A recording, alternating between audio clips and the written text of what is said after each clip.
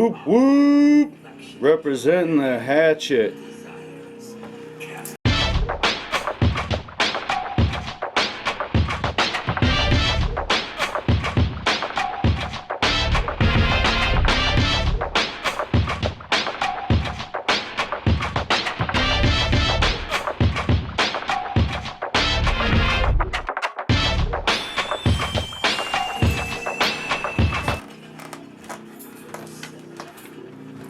Brothers and sisters, the time has What up, Juggalo for the family? Necromaster. Wicked Clown The representing unleashing of the fourth Joker's card. Juggalo Professor, Nasty Green Ninja Master, Nobody Important.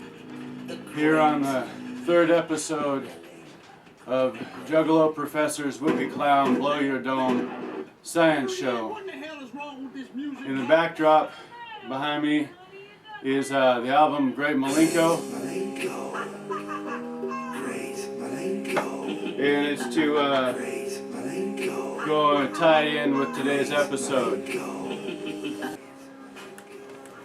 So, today's episode is all about Occam's razor. Occam's razor is a logic statement. And this is my Occam's razor. It's a kendo sword because I like to be blunt. So, Occam's razor is a logic statement. And a logic statement goes a little something like this.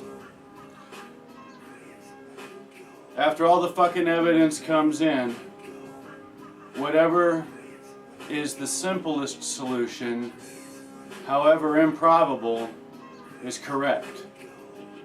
And today's Occam's razor, we are going to discover how the fuck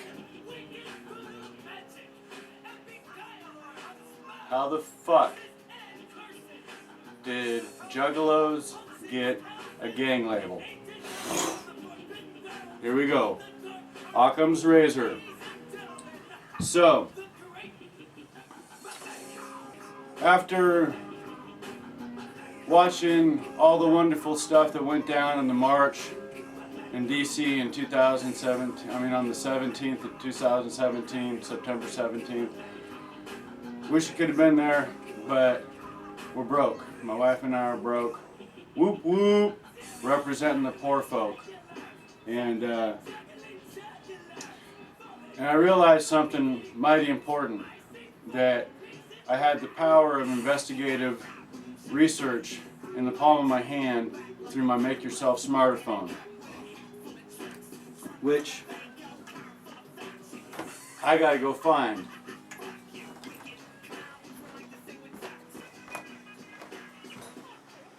Alright. Okay. Found my Make Yourself smartphone. So I was using this device here and decided to see if I couldn't use logic to try to figure out how the fuck Juggalos got labeled as a gang. And what I discovered was kind of shocking, borderline conspiracy, and a little terrifying. But by the end of it, I got the voodoo magic to come up with a label for us Juggalos to use to counter the gang label. And if it works, then the gang label goes away. Like that, magic styling. Label for label, canceling the labels out. And if this works and helps Juggalos, Juggalettes, and the legal teams, yeah, it's the power of logic statement, power of Occam's razor. I'll tell you at the end of the show how you can show your love and reward. This is how it goes first. So, we have a ICP and all Juggalos labeled as a gang.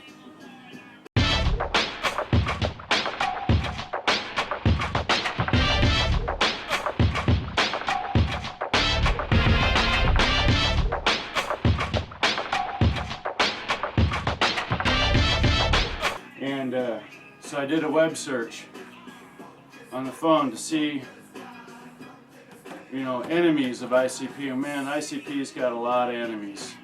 And the whole concept of the Dark Carnival is really terrifying to a lot of people because they just don't understand what it represents and what it's about. But repeatedly was greatest fight of all time, ICP versus Sharon Osbourne on the Howard Stern show. You know, so it was ICP versus Sharon Osbourne on the Howard Stern show. And ICP versus Aaron Osborne on the show, and so I watched the whole episode, and man, it was like, it got intense. It got really intense. And we're talking about professional powerhouse, you know, music people. Like Sharon Osbourne is borderline royalty if she isn't already royalty, and we'll get to that in a bit. But on the show, on the Howard Stern show, Shaggy Two Dope looked at her straight up and said, "Look, bitch, we ain't scared of you. We ain't afraid of you." That's what it is. "Look, bitch, we ain't afraid of you. There isn't anything you could do to hurt us."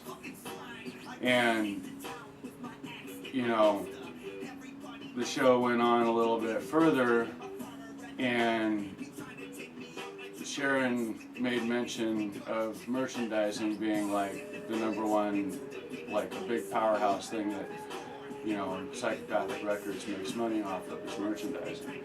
And the show went on, and she threw her glasses at the clowns, but basically what wound up happening was Shaggy Two Dope said that they weren't scared, and then after a bit they proceeded to publicly clown her. And, you know, I thought it was kind of funny, like myself, and so on the show there was this thing, and so I, you know, did a little bit more checking. It went something like this, you know, just this is what I did. Sharon Osbourne and the White House. This is what I did. Oh. Sharon Osbourne and the White House. Is there a connection? Whoa!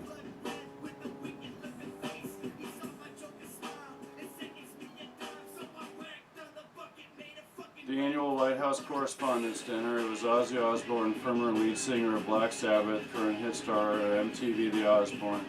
Oh wow, so yeah.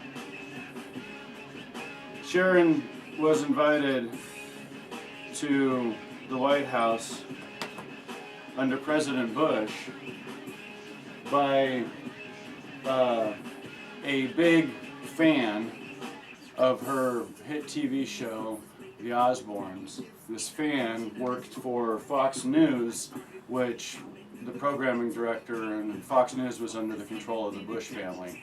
I learned that from Michael Moore's Fahrenheit 9/11.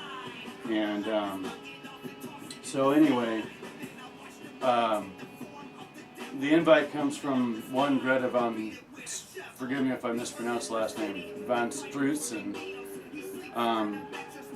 And she's married to a guy by the name of John Cole, who's a Washington, D.C. lawyer. So Greta and John invite Sharon and Ozzy to the White House Correspondents' Dinner, which, if you watch the video, President Bush gives a direct shout out to Ozzy, like just straight up direct. "What up, Ozzy?" And, you know, makes a joke about, you know, Mom loves his, you know, loves his stuff. And even Drew Carey made a parable analogy and some jokes of Ozzy and Bush. And so there was some attention that was specifically focused on Ozzy, despite all the other people at his Correspondents' Dinner.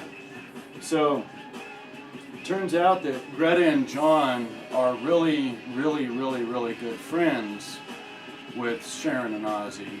And John is a politically active lawyer across the board, and he gets into like social political stuff. Like he was in tobacco lawsuits in the 80s, and he's really proud of being socially, politically active and an advocate for you know, the people that need to have an advocate, I guess. Anyway, but and he contributes to both sides of the aisle. He has no partisanship, which is okay, cool. Somebody that works in D.C.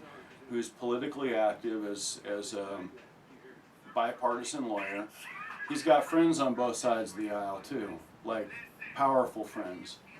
And so I dug a little deeper on Greta and John. Well, not really deeper, because the Make Yourself Smarter phone, it straight up says that they're both Scientologists. And so I wanted to see if Scientology had any thing to say about ICP and Juggalos, because most religious groups have something to say about ICP and Juggalos. I mean, most religious groups find them really disdainful and think that they're straight up spawn of Satan. And so Scientology is no exception to the rule.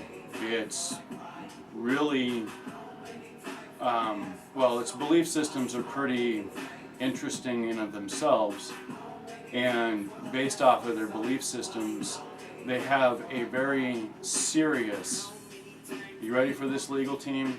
A very serious theocratic prejudice. A very serious theocratic prejudice against Juggalos, Juggaloism, and the Dark Carnival.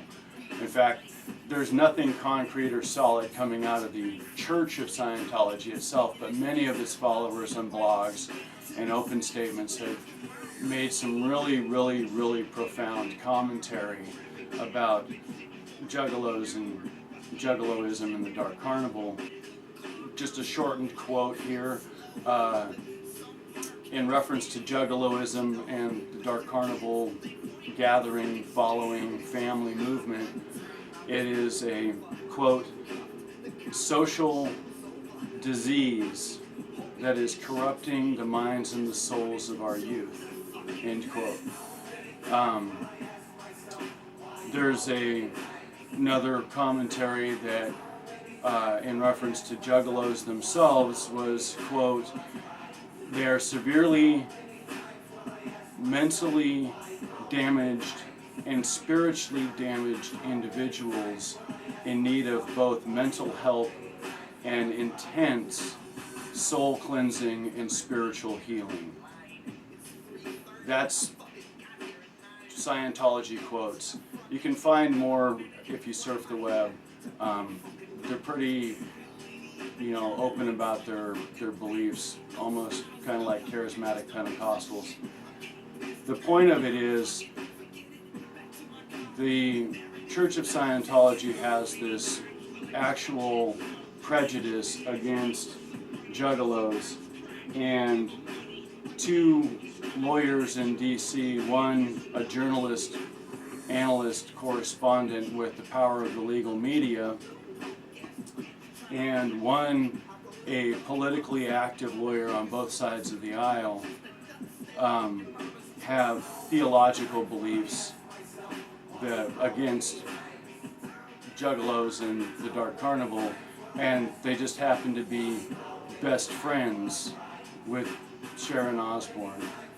And during the Obama administration, which John contributed, equally to both McCain and Obama, during the Obama administration, the Juggalos got labeled as a gang after one of their greatest years. They played, they played for Hot Topics corporate party, and then the next year they had all their merchandise taken out of the store. And there was the clue, was the merchandise. Because in the Howard Stern show, Sharon goes on about their merchandising.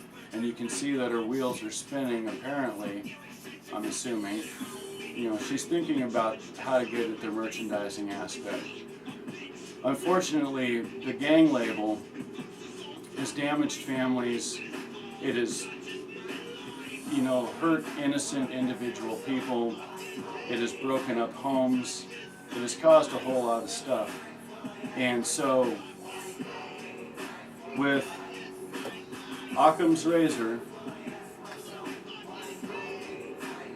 the why behind, or how did Juggalos get labeled as a gang, a very, very, very powerful individual in the entertainment industry, not just with records, but entertainment industry across the board, used political connections in the White House and probably within Buckingham Palace to get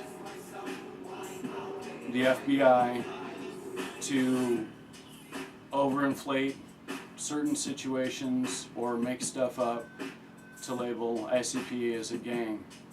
And the end result is none of the stuff is true. There's no evidence to warrant the gang label. There's no actual gang violence taking place in the name of, wicked clowndom. And the perpetrators of all of the side effects of the gang label, the broken homes, kids taken by CPS, kids being kicked out of the house because mom and dad don't want their kids associating with that type of music and the kids are being rebellious, people being locked up, people's probation sentences being extended, people getting fired from jobs for no reason other than listening to the music. The list goes on and on and on. That's slander and that's prejudice. All of those grounds are civil class action lawsuit grounds for slander and prejudice, in addition to violation of the First Amendment rights of freedom of speech and the way that the entertainment's going on. So ultimately what wound up happening was when the FBI labeled Juggalos as a gang, the deputy director of the FBI took it upon himself to label the department of the FBI and all FBI agents as patsies. Magic, dark magic. So there you go, family.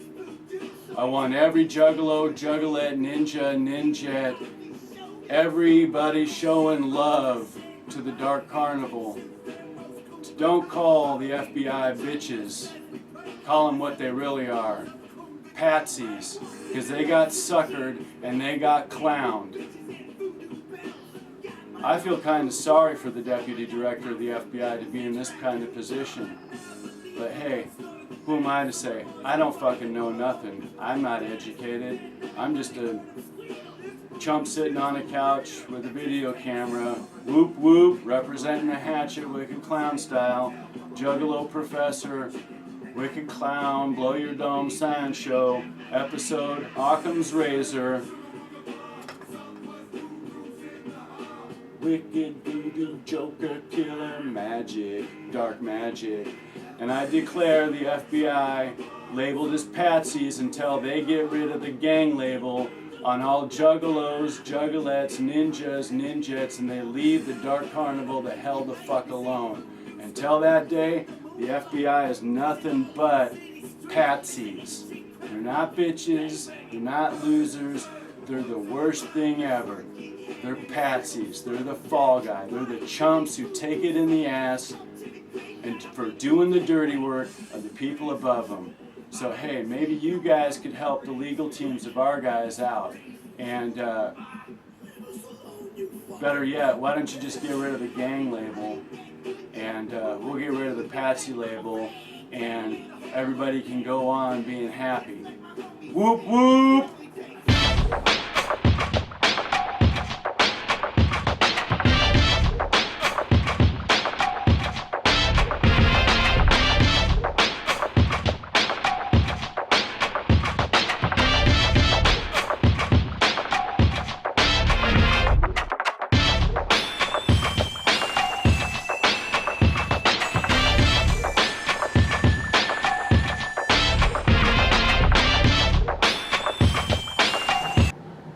Oh, by the by, psychopathic records, legal teams.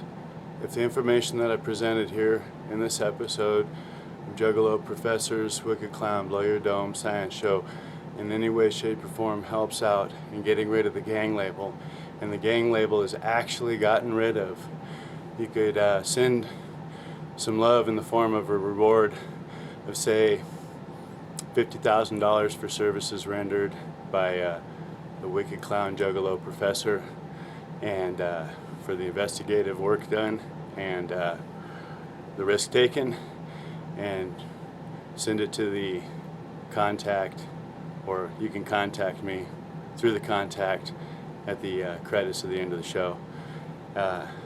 Other than that, if it doesn't help get rid of the gang label, there you go. That's this Wicked Clown's Occam's razor of how Juggalos got labeled as a gang. And the only reason why I asked for money is, well, middle of winter, we're about ready to lose our house and be kicked out by January 1. We don't really have any place to go. And this is what I do for funds.